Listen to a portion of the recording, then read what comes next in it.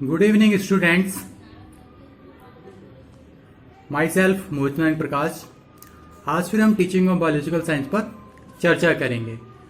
तो हमने इसके पहले टॉपिक में पढ़ा था डिफरेंट टीचिंग मेथड्स के बारे में। तो कौन कौन से टीचिंग मेथड्स यानी एक्सप्लोरिंग लर्नर में हम पढ़ रहे थे।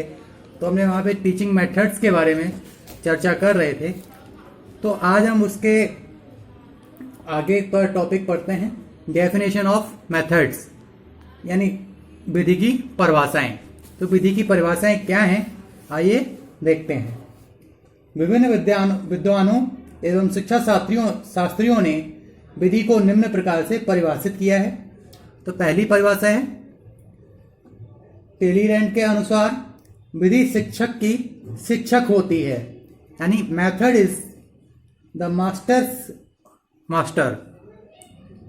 विधि क्या है? शिक्षक की शिक्षक होती है बाय टेलीरेंट। दूसरी परिभाषा वोल्टेयर के अनुसार प्रत्येक विधि में कुछ अच्छाइयां होती हैं, कोई भी विधि पूर्णतया अच्छी नहीं होती। Every method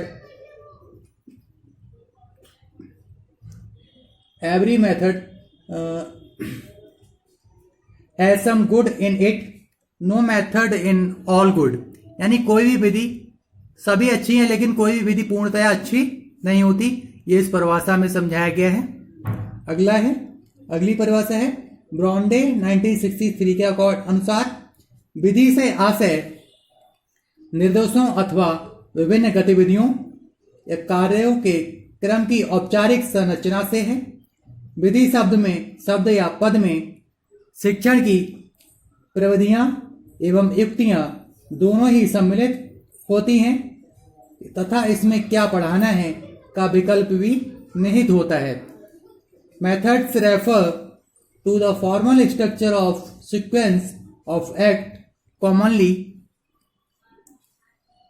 donated by instructions। The word or term method cover both techniques and studies of teaching, and it involves the choice of what is to be taught by ब्रॉन्डे 1963। तो इसमें हमने ये देखा कि कौन सी विधि अच्छी है या कौन सी विधि निहित है, तो उसके बारे में हम इस परिभाषा से क्लियर होता है। अगली परिभाषा जो है वो स्पेंसर के अनुसार है यथासंभव बच्चे को कम से कम बताया जाए और अधिक से अधिक खोजने के लिए फुसलाया या लालायत किया जाए जिससे वो बहुत ज़्यादा अच्छे से नॉलेज रिसीव कर सके। तो children should be told as little as possible and induced or pre-used to discover as much as possible by Spencer। इस प्रकार उपरोक्त परिभाषाओं एवं विवेचनाओं से स्पष्ट है कि विधि शिक्षण अथवा सिखाने का तरीका या मार्ग या रास्ता शिक्षण विधि की सहायता से शिक्षक अपने शिक्षण का व्यापक स्वरूप निश्चित करता है।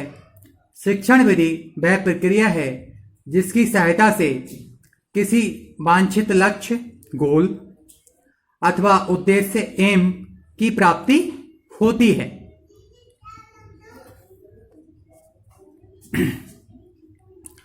तो इसी कड़ी को हम आगे लेके चलते हैं।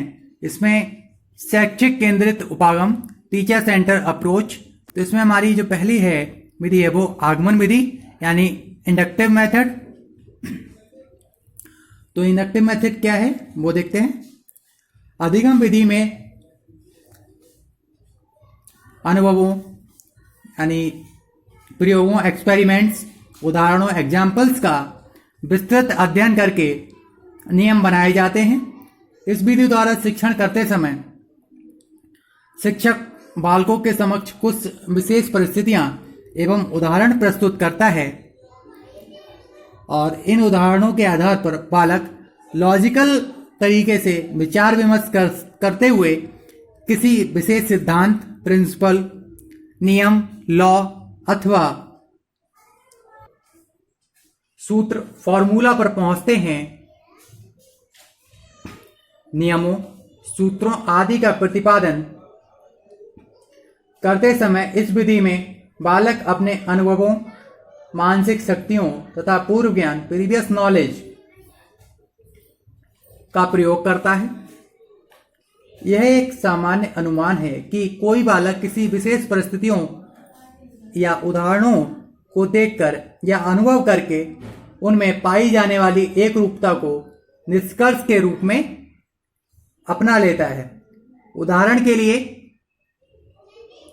जलने वाली विभिन्न वस्तुओं के पास गर्मी का अनुभव करके बालक यह धारणा बना लेता है कि जलने वाली वस्तुएं गर्मी उत्पन्न करती हैं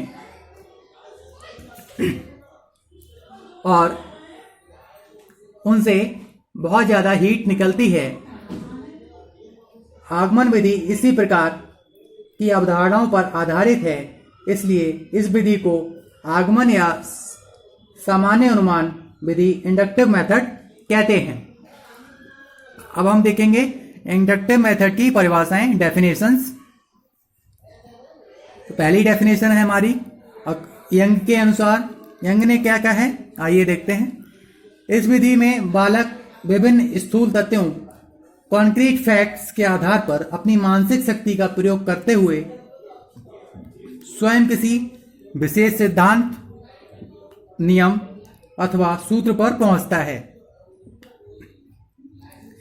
जिससे वह किसी सूत्र की ज्ञान पे, नॉलेज पे आधारित होता है।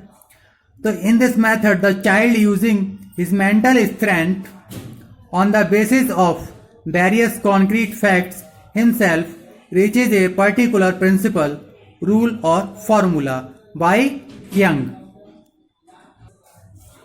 तो अगली परिभाषा है लैंड के अनुसार। जब बालकों के समक्ष अनेक तथ्यों, उदाहरणों एवं वस्तुओं को प्रस्तुत किया जाता है, तत्पश्चात बालक स्वयं ही निष्कर्ष पर पहुंचने का प्रयास करते हैं, तब यह विधि आगमन विधि कहलाती है। When many facts, examples and things are presented to children, then the children themselves try to reach the conclusion, then this method is called advent method या inductive method. Why land? तो उपरोक्त परिभाषाओं से स्पष्ट होता है कि आगमन विधि में बालक स्वयं तथ्यों, प्रयोगों एवं उदाहरणों की सहायता से किसी सूत्र या नियम विशेष का ज्ञान प्राप्त करता है